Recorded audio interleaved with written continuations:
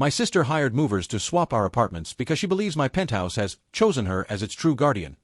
My parents support her because I'm just a boring corporate drone who doesn't deserve beautiful things. Hi everyone! Today's story will blow your mind, but really quick, if you enjoy this content, hit that subscribe button. Channel's been a bit quiet lately, and your support keeps it all going. Let's jump in. Original post. 30M. Never thought I'd be writing something like this, but I need to get this off my chest before I completely lose my mind. This is about my sister Sarah, 26F, and our parents Robert, 59M, and Patricia, 57F, and their absolutely delusional belief that my luxury penthouse should belong to my sister. Let me provide some background first. I'm James, and I work as a senior software architect at a major tech firm here in Chicago. 2 years ago, after years of grinding through 80-hour work weeks, missing social events, and basically living at the office, I finally reached a position where I could afford my dream home. I purchased a penthouse in one of the Gold Coast's most prestigious buildings. We're talking floor-to-ceiling windows with lake views, a massive private terrace, custom Italian marble in the bathrooms, and a kitchen that would make professional chefs weep with envy. I'm not sharing this to brag, but to emphasize that this wasn't handed to me. I earned every square foot through sacrifice and dedication. While my friends were out partying in their 20s, I was debugging code at 3 a.m. While they were taking vacations, I was taking on extra projects. This penthouse represents everything I've worked for. My sister Sarah, on the other hand, has taken a different path. She graduated from art school 4 years ago and has since declared herself a lifestyle curator and aesthetic influencer. She has about 3,000 Instagram followers and posts mostly about fashion, interior design, and what she calls elevated living. Our parents, particularly our mother, have always treated Sarah like she's some sort of mystical creative genius who's too special for the mundane world the rest of us inhabit. Growing up, everything revolved around nurturing Sarah's artistic soul. If I got straight A's, that was expected. If Sarah painted a mediocre watercolor, it was hung in the living room like it was a Monet. If I complained about anything, I was told to stop being jealous of my sister's gifts. My parents paid for her expensive art school education in full while telling me that business school would build character if I paid for it myself. The problems with my penthouse started 6 months ago during my housewarming party. I'd invited about 30 people, including my family. Sarah arrived an hour late, wearing sunglasses indoors and a flowing white dress that she later told everyone was inspired by Greek goddesses of the hearth. She spent the entire evening holding court in my living room, gesturing dramatically with her champagne flute while critiquing every aspect of my home. "The bones of this space are divine," she announced to anyone within earshot, "but it's crying out for someone who truly understands aesthetic harmony. James has turned what could be a temple to beauty into, well, a very expensive dormitory." People laughed uncomfortably. My friend Michael tried to change the subject, but Sarah wasn't done. She walked over to my windows, pressed her hand against the glass dramatically, and sighed. "These views deserve someone who can appreciate them properly. Someone who understands that a home isn't just shelter, it's a canvas for life as art." I pulled her aside and asked her to tone it down. She looked at me with this pitying expression and said, "Oh, James, I'm not criticizing you. You're very good at making money. But some of us are meant to create beauty. It's not your fault you don't have the eye for it." After the party, she started showing up unannounced at least twice a week. She'd arrive with fabric samples, paint chips, or furniture catalogs, spreading them across my dining table while explaining how she would transform my space if it were hers. "This wall," she said one evening, waving at my entertainment center, "is screaming for a gallery installation. I know artists who would kill to display here. But you've put a television on it." "A television, James. It's like using a Stradivarius as a doorstop." I tried to be patient. "Sarah, I like my TV where it is. I live here. This is my home, not an art gallery." She laughed, that tinkling, condescending laugh she'd perfected. "That's exactly the problem. You live here, but you don't inhabit it. You don't honor it. This space has chosen the wrong person." That should have been my first red flag, the phrase, "this space has chosen the wrong person." But I dismissed it as typical Sarah dramatics. Last week, things escalated dramatically. Sarah invited herself over for dinner, claiming she wanted to bond as siblings. She arrived with a bottle of wine and seemed unusually calm. After we'd eaten, she set down her glass and looked at me with what I can only describe as messianic fervor. "James, I've been doing a lot of spiritual work lately, and I've had a revelation. This penthouse and I have a connection. I can feel it calling to me. It's not about money or ownership in the traditional sense, it's about destiny. You're a wonderful brother, and you've done an admirable job acquiring this space, but now it's time to pass it to its true guardian. I actually laughed. Sarah, are you seriously asking me to give you my apartment? Not asking, she said serenely. I'm explaining what needs to happen. The universe doesn't make mistakes, but sometimes it takes indirect paths. You were meant to buy this penthouse so that it could find its way to me. You're not losing anything, you're fulfilling your purpose in this cosmic transaction. My cosmic purpose is to give you my $2 million penthouse? She nodded earnestly. Think about it. You can afford another place, probably several places. But can I manifest another space with this exact spiritual resonance? You make money easily. I create beauty with difficulty. Who deserves the better canvas? When I told her absolutely not, she wasn't angry. She just smiled sadly and said, "You'll understand eventually. The universe has ways of making these things clear." Within an hour of her leaving, my phone rang. It was my mother. "James, darling, Sarah just told me about your conversation. I think you need to really consider what she's saying." "Mom, she wants me to give her my apartment. For free. Because the universe told her to have it." "Don't be reductive," my mother scolded. "Sarah has always had a special connection to beautiful spaces. Remember when she was 5 and she reorganized her kindergarten classroom? The teacher said she'd never seen such spatial intelligence in a child." "Mom, that doesn't mean she gets to have my home." My father's voice came on. They'd put me on speaker. "Son, let's be logical about this. You're successful, we're proud of you. But success means being generous with family. Sarah has gifts that can't be measured in dollars. She's offering to transform your space into something meaningful." "It's already meaningful. To me. Because I live here." "But do you really live there?" my mother pressed. "Or do you just sleep there between work sessions? Sarah would infuse that space with life, with art, with purpose." I hung up on them. Since then, I've been receiving daily messages from all three of them. Sarah sends me elaborate emails with subject lines like destiny clarification and spatial justice. She includes links to articles about intuitive architecture and the consciousness of spaces. Yesterday, she sent me a 3,000-word essay she'd written titled "When Buildings Choose Their Inhabitants, a Meditation on Aesthetic Destiny." My parents are worse. They're alternating between guilt trips, "We never thought we'd raised such a selfish son," and weird metaphysical arguments. "Sarah's aura literally changes when she's in your penthouse. Can't you see how the space responds to her?" This morning, Sarah texted me a photo of herself standing in front of my building with the caption, "Patience. The universe is never wrong, only delayed." Am I losing my mind, or is this as insane as it sounds? How do I make them understand that my home is not up for cosmic redistribution? Update 1, 2 weeks later. I thought setting firm boundaries would help. I was catastrophically wrong. After my last post, I decided to have one final, clear conversation with Sarah. I invited her to a neutral location, a coffee shop downtown, and laid it out simply. The penthouse is mine, will always be mine, and she needs to accept this and move on. She stirred her oat milk latte thoughtfully and said, "James, I hear your fear. Change is scary. But fighting destiny only brings suffering. I'm trying to spare you that. Sarah, there is no destiny. There's just my apartment that I bought with my money that I live in." She reached across the table and patted my hand condescendingly. "Oh, sweetie. You still think this is about money and legal documents. This is so much bigger than that. But don't worry, I'm patient. The universe and I are working together on this." I thought that was the end of it. Then, 3 days later, I came home from work to find Sarah in my living room with a man I'd never seen before.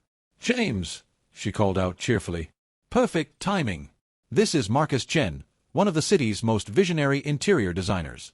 I've commissioned him to create a design proposal for the space transformation." Marcus, a well-dressed man in his 40s, looked deeply uncomfortable. "Mr. Hamilton, I apologize. Sarah told me you'd approved this consultation." "I absolutely did not," I said, trying to keep my voice level. Sarah laughed. "James, don't be embarrassed. Marcus understands that men often struggle to admit they need aesthetic help. It's nothing to be ashamed of. Sarah, you need to leave." Both of you." Marcus gathered his things quickly, mumbling apologies. But Sarah stayed put, shaking her head sadly. "This resistance is exactly why the space is suffering," she said. "Can't you feel it? The walls are practically weeping from aesthetic neglect. Marcus, tell him about the color story we discussed." Marcus was already at the door. "I'm sorry for the misunderstanding," he said to me, and fled. Sarah rolled her eyes. "You scared him off. Do you know how hard it was to get that consultation? He has a 6-month waiting list." "How did you even get in here?" I demanded. "I told Kevin at the front desk that I was surprising you with a design consultation. He knows I'm your sister." That evening, I went to building management and explicitly revoked her access. I filled out forms stating that she was not to be allowed up without my explicit prior permission. I thought that would solve the problem. The next evening, my parents invited me to dinner at their house in Winnetka. I should have known it was an ambush. When I arrived, the dining room had been transformed into a presentation space. There was an easel with boards, a laptop connected to their TV, and Sarah standing there in a blazer like she was about to pitch to investors. "Welcome," she said formally, "to the beginning of your aesthetic awakening." For the next hour and a half, I was subjected to a comprehensive presentation titled Penthouse Transformation, From Mundane to Magnificent. She'd created mood boards for every room, chosen furniture pieces, selected art, even designed a new layout. She'd somehow gotten photos of my apartment and had created photorealistic renderings of her vision. My parents were entranced. "Sarah, darling, this is absolutely breathtaking," my mother gasped, clutching her chest. "The way you've reimagined the terrace as a meditation garden with that water feature, it's genius." "The copper accents throughout," my father added, nodding approvingly. "They bring such warmth. James, your place looks so cold in comparison." "Because these are fantasy renderings of an apartment that isn't hers," I protested. Sarah clicked to a slide titled Investment and Returns. "I've calculated that my design improvements would increase the property value by at least 30%. But more importantly, they would transform a space of mere habitation into a living artwork. Can you really put a price on that?" "I'm not selling, so the value doesn't matter." "But you're not really living either," Sarah countered. "You're existing. There's a difference between occupying space and elevating it."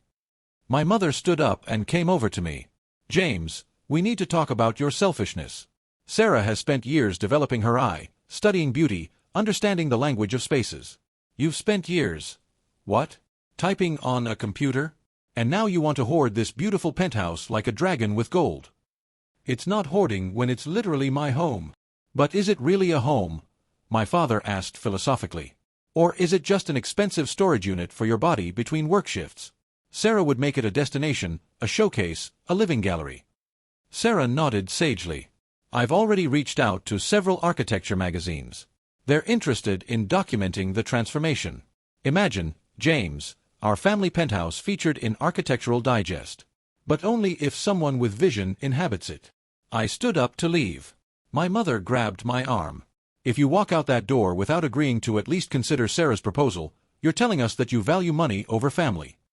"No," I said, pulling free. "I'm telling you that I value reality over delusion."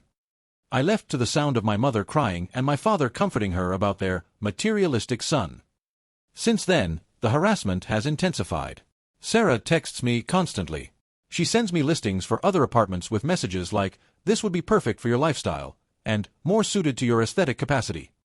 She's created a Pinterest board called James's Future Home, filled with generic-looking apartments, while maintaining another called The Penthouse Destiny, with her plans for my space.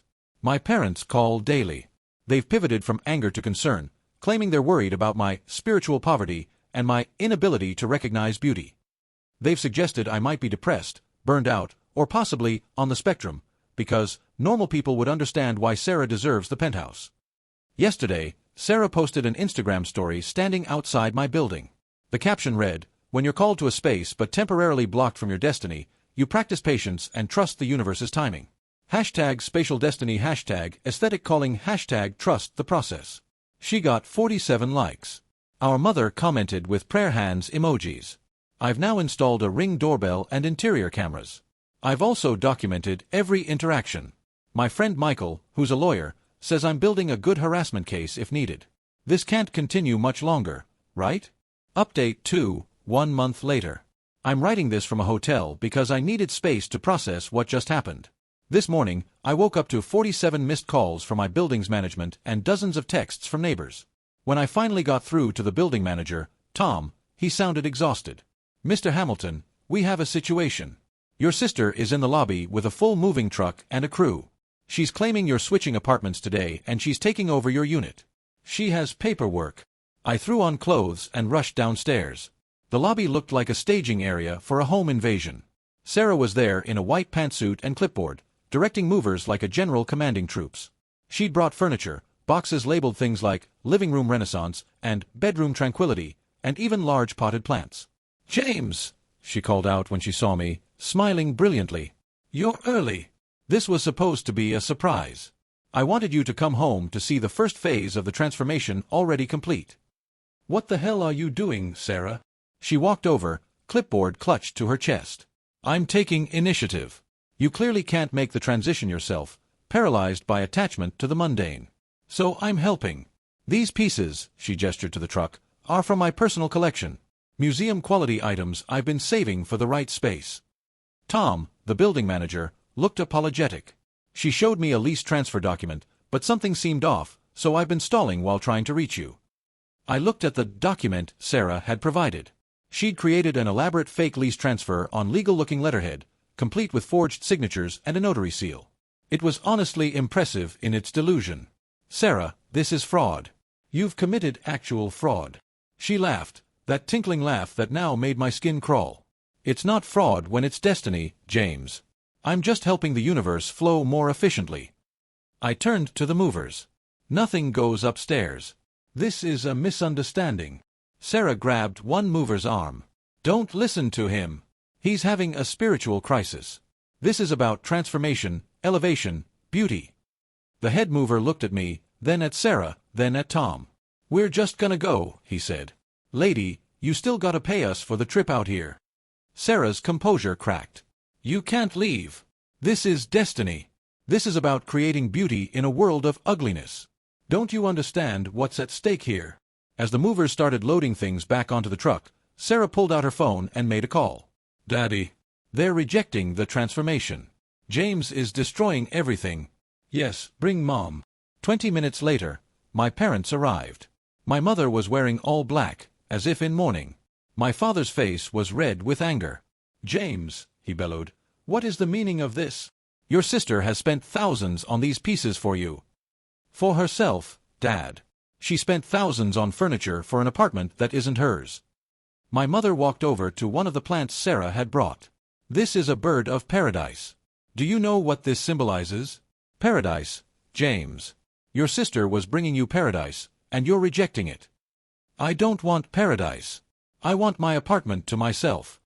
Sarah had started crying, not sad tears, but frustrated, angry tears. "You're killing beauty. You're literally murdering art. This space was meant to be a gallery, a showcase, a temple, and you've turned it into a corporate dormitory." "It's my home. But you don't deserve it." The lobby went silent. Sarah's mask had finally, completely slipped. She continued, her voice rising, "You don't deserve any of it. You're boring. You're ordinary. You have no vision, no style, no understanding of beauty. You make money, that's your only talent. I create. I elevate. I transform. That penthouse is wasted on you." My mother tried to intervene. "Sarah, darling, you're upset." "No, Mom. I'm tired of pretending. He," she pointed at me, "is a walking spreadsheet. I'm an artist. Who deserves the canvas more, the person who can paint or the person who can only afford paint?" My father stepped forward. "She's not wrong, James. You've been given gifts you can't appreciate. It's like giving a Steinway piano to someone who can't play music." Tom cleared his throat. "I'm going to have to ask you all to leave. This is creating a disturbance." Sarah turned on him. "This is a cultural crime. You're facilitating the suppression of artistic expression."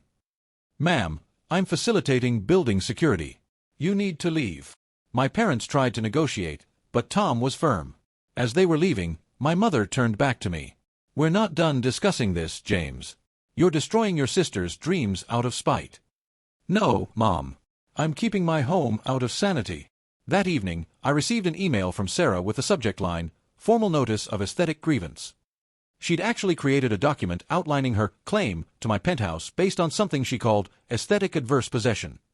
According to her logic, because she'd invested spiritual and creative energy into envisioning the space's transformation, she had established a metaphysical claim to it. The document included A timeline of her spiritual connection to the space. Testimonials from her influencer friends about her design genius. A philosophical essay on the rights of beauty in an ugly world. A generous proposal where I would transfer the deed to her in exchange for acknowledgement as a patron of the arts. I forwarded everything to Michael, my lawyer friend. He called me immediately, laughing. Is this real? Does she actually believe this? She and my parents all do. James, you need to get a restraining order. This is escalating beyond family drama. He was right. But part of me still hoped they'd come to their senses. Final update, 3 months later. I'm writing this from my penthouse, with a glass of wine and a sense of surreal peace. 3 weeks ago, everything came to a head in a way I never could have anticipated. I came home from a business trip to Chicago to find my door open. Not broken into, open. With a different lock. There was a note taped to the doorframe in Sarah's handwriting. Welcome to the beginning of your aesthetic education. S. Inside, my apartment had been transformed. My furniture was gone, replaced with Sarah's curated pieces. My artwork had been swapped for her selections. She'd even changed my kitchen supplies, my normal dishes replaced with handmade ceramics she deemed more authentic. But here's the kicker. Sarah was inside, hosting what she called an aesthetic intervention for her Instagram followers. There were about 15 people there, all holding champagne and admiring the transformation. James, Sarah called out, dressed in flowing white like some sort of aesthetic priestess. Welcome to your rebirth. Everyone, this is my brother, the patron of this transformation. One of her followers, a young woman named Jessica, looked uncomfortable. Sarah, does he know about this? Sarah laughed. Know about it? He's been resistant, but resistance is just fear of beauty. James, tell everyone how you feel seeing your space elevated like this. I pulled out my phone and called 911. I need police at address. Someone has broken into my apartment and is currently trespassing. Sarah's face went white. James, you can't be serious. You broke into my home, changed my locks, and stole my belongings. What did you expect? The police arrived within 15 minutes. Sarah tried to explain that this was a family misunderstanding, that she had spiritual permission, that this was about aesthetic justice. The officers were not impressed. Ma'am, did you break into this apartment? The lead officer asked. I transformed it. That's not what I asked. Did you break in? Sarah looked at her followers for support. They were all backing away, suddenly very interested in their phones. I used a locksmith. I told him I was locked out. Of an apartment you don't live in or own. But I should. It chose me. Spaces have consciousness, and this one. Ma'am, you're under arrest for breaking and entering, criminal trespass, and theft. The meltdown was spectacular. Sarah screamed about aesthetic terrorism and the death of beauty in America. She claimed I was murdering art and choosing capitalism over consciousness. Her followers scattered, though I noticed several were recording. My parents arrived as Sarah was being led out in handcuffs. My mother actually threw herself at the police car, screaming that they were arresting divinity. My daughter is special, she sobbed. She sees beauty where others see walls. You're criminalizing vision. My father grabbed my shoulders. James, stop this. She's your sister. She's an artist. She's sensitive. She's a criminal, Dad. She literally committed multiple crimes. Family doesn't arrest family, my mother wailed. Family doesn't break into families' homes either, but here we are. The next few days were a whirlwind. Sarah was charged with breaking and entering, criminal trespass, theft, and fraud for the fake documents. My parents bailed her out immediately and hired an expensive lawyer who tried to argue that Sarah suffered from aesthetic overwhelm syndrome, a condition he seemed to have invented. During the hearing, Sarah tried to present her aesthetic adverse possession document to the judge. Judge Martinez, a no-nonsense woman in her 60s, actually read part of it before looking up over her glasses. Ms. Hamilton, are you seriously arguing that you have a legal right to someone else's property because you believe you have better taste? It's not about taste, Sarah said earnestly. It's about destiny. That space called to me. I could feel its consciousness crying out for transformation. The only thing crying out here is common sense, the judge replied. Your aesthetic preferences, no matter how strongly held, do not override property law. Sarah was ultimately sentenced to community service and ordered to pay restitution for the lock changes and the moving costs. A restraining order was put in place. She's not allowed within 500 feet of my building. The judge's final words to Sarah were perfect. Ms. Hamilton, you need to understand that no matter how special you believe yourself to be, you cannot simply take what belongs to others because you think you deserve it more. That's not artistic vision, it's narcissistic delusion. My parents have officially disowned me. They sent a formal letter stating that I'm dead to them and have been removed from their wills. The letter included this gem: we raised you to value family over material possessions. Instead, you've chosen to criminalize beauty and destroy your sister's spirit.